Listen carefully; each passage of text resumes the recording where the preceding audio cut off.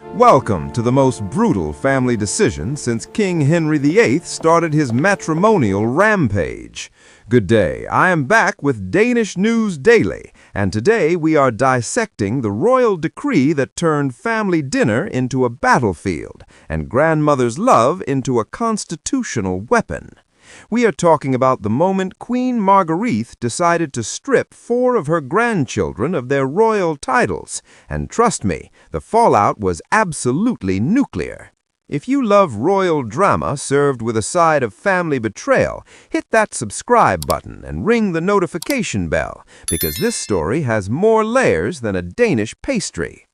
September 2022, a date that will live in infamy for the Danish royal family. Queen Margrethe, the beloved monarch who had reigned for 50 years, dropped a bombshell that nobody saw coming.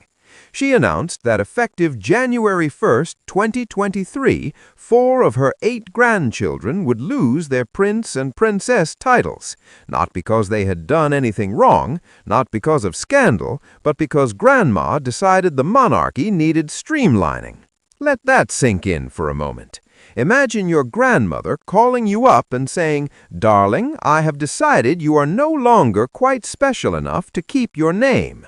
The 4 children affected were Prince Nikolai, Prince Felix, Prince Henrik, and Princess Athena, all children of Prince Joachim, the younger son. Meanwhile, Crown Prince Frederik's 4 children, Christian, Isabella, Vincent, and Josephine, kept all their titles, all their privileges, and all their royal status completely intact.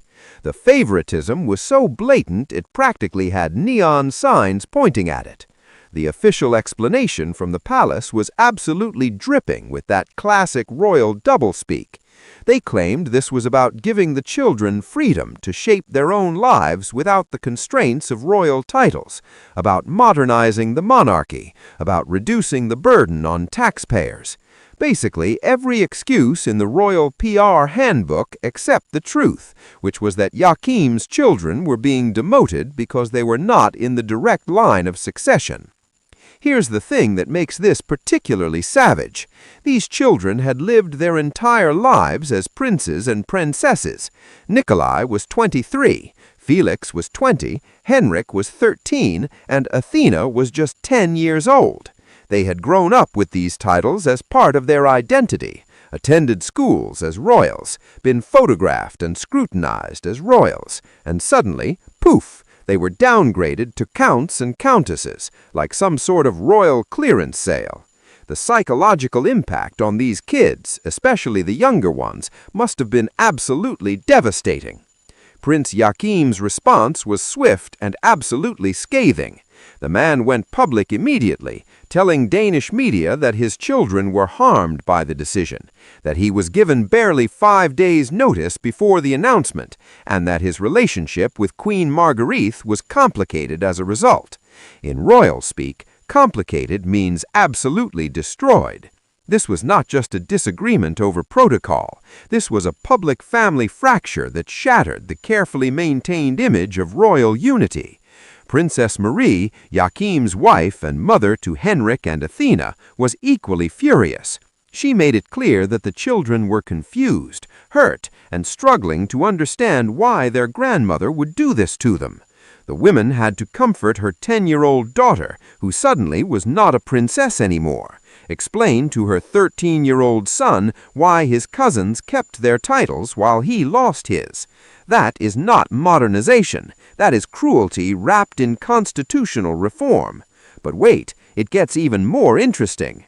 Queen Margrethe issued an apology, sort of. She released a statement saying she was sorry for the hurt caused, but stood by her decision.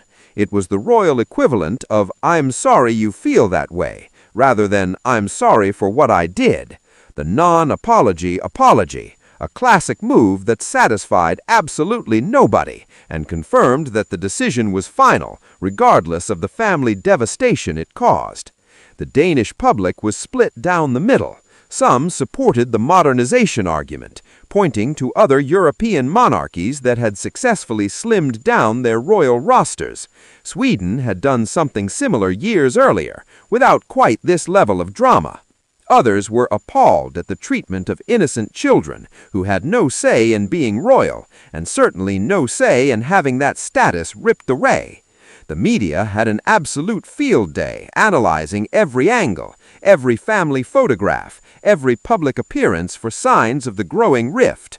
Royal watchers noticed that Joachim's family started appearing less frequently at official events, that the body language between Margrethe and Joachim at public gatherings was glacially cold, and that the united family front had completely collapsed.